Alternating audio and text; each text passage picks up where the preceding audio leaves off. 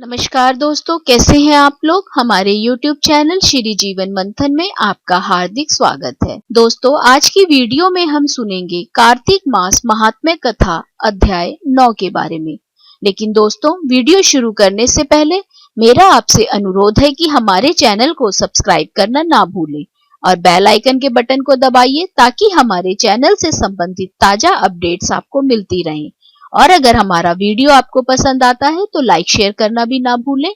आपके सुझाव भी सादर आमंत्रित हैं।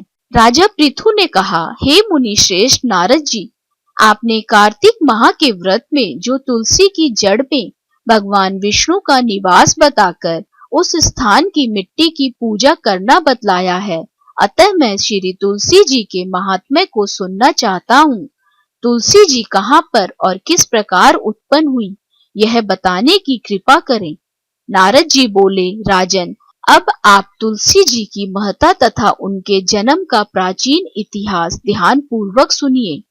एक बार देव गुरु बृहस्पति और देवराज इंद्र भगवान शंकर का दर्शन करने कैलाश पर्वत की ओर चले। तब भगवान शंकर ने अपने भक्तों की परीक्षा लेने के लिए जटाधारी दिगंबर का रूप धारण कर उन दोनों के मार्ग में अवरोध उत्पन्न किया। यद्यपि वह तेजस्वी, शांत, लंबी भुजा और चौड़ी छाती वाले गौण वर्ण अपने विशाल नेत्रों से युक्त तथा सिर पर जटा धारण किए वैसे ही बैठे थे, तथापि उन भगवान शंकर को ना पहचान कर इंद्र ने उनसे उनका नाम व धाम आदि पूछते हुए कहा कि क्या भगवान शंकर अपने स्थान पर हैं या कहीं गए हुए हैं। इस पर तपस्वी रूप भगवान शिव कुछ नहीं बोले। इंद्र को अपने त्रिलोकी नाथ होने का गर्व था। उसी अहंकार के प्रभाव से वह चुप किस प्रकार रह सकता था। उसने क्रोधित होते हुए उस तपस्वी को घुड़क कर कहा, अरे, मैंने तुझसे कुछ पूछा है और तू उसका उत्तर भी नहीं देता। मैं अभी तुझ पर वज्र का प्रहार करता हूँ, फिर देखता हूँ कि कौन तुझ दुर्मति की रक्षा करता है। इस प्रकार कहकर जैसे ही इंद्र ने उस जटाधारी दिगंबर को मारने के लिए हाथ में वज्र लिया, वैसे ही भगवान शिव ने वज्र सहित इंद्र का हाथ स्तंभित कर दिया और विकराल नेत्र कर उसे देखा। उस समय ऐसा प्रतीत हो रहा था कि वह दिगंबर प्रज्वलित हो उठा है और वह अपने तेज से जला देगा। भुजाएं स्तंभित होने के कारण इंद्र दुखित होने के साथ साथ अत्यंत कुपित भी हो गया, परंतु उस जटाधारी दिगंबर को प्रज्वलित देख बृहस्पति जी ने उन्हें भगवान शंकर जानकर प्रणाम किया और दंडवत होकर उनकी स्तुति करने लगे।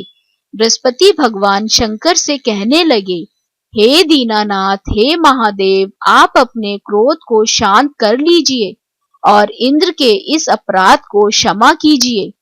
बृहस्पति के यह वचन सुनकर भगवान शंकर ने गंभीर वाणी में कहा, मैं अपने नेत्रों से निकाले हुए क्रोध को किस प्रकार रोकूं। तब बृहस्पति ने कहा, भगवान, आप अपना भक्त वत्सल नाम सार्थक करते हुए अपने भक्तों पर दया कीजिए। आप अपने इस तेज को अन्यंत्र स्थापित कीजिए और इंद्र का उद्धार कीजिए। तब भगवान शंकर गुरु बृहस्पति से बोले, मैं तुम्हारी स्तुति से अत्यंत प्रसन्न हूँ। तुमने इंद्र को जीवन दान दिलवाया है। मुझे विश्वास है कि मेरे नेत्रों की अग्नि अब इंद्र को पीड़ित नहीं करेगी।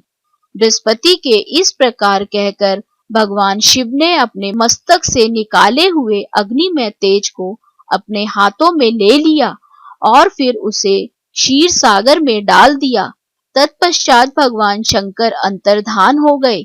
इस प्रकार जिसको जो जानने की कामना थी उसे जानकर इंद्र तथा बृहस्पति अपने अपने स्थान को चले गए।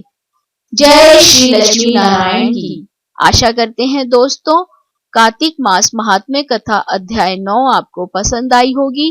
राधे राधे। आप सभी पर ईश्वर की कृपा सदा बनी रहे।